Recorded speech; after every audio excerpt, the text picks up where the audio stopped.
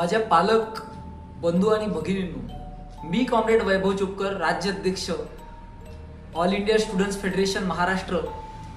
बंधू आणि भगिनींनो, मी आपण सर्वांना आवाहन करतो आहे की हे महाराष्ट्र शासन तुमच्या मुलाची मराठी शाळा, सरकारी शाळा बंद पाडते. तुमच्या मुलांना शिकू नये यासाठी मास्तरांची भरती करत नाही.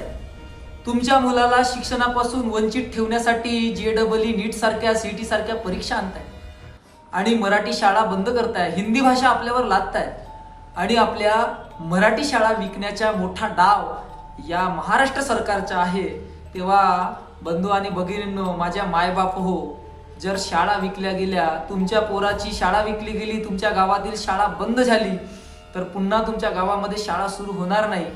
आणि कमी पटसंख्येच्या कारण सांगून जर शाळा बंद झाली मायबाप हो, तर आपण सर्व, आपली मुलं, येणारे तुमचे नातू नत्र सर्व शिक्षणापासून वंचित राहतील आणि आपल्या पिढ्यांचा नाश होईल.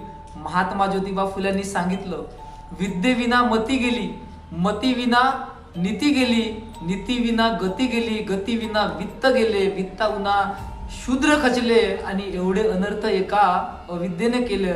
एवढा शिक्षणाचा महत्त्व सांगणारे महात्मा ज्योतिबा फुले, ज्या पुरोगामी महाराष्ट्र राज्यामध्ये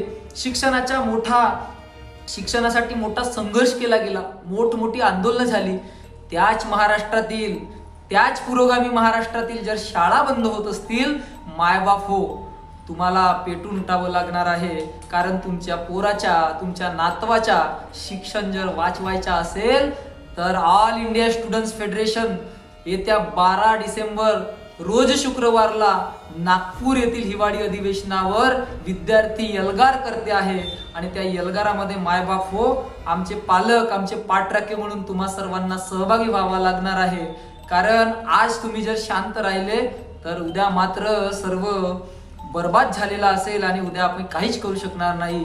तेव्हा एक मला सांगायचं आहे की जर संपूर्ण गावाला आग लागली असेल आणि जर आम्ही फक्त आमच्याच घर वाचवण्याच्या नादात लागू, तर हे आपण समजून घ्यावं की जोपर्यंत गावाची आग विझणार नाही तोपर्यंत आमचं घर सुद्धा वाचणार नाही.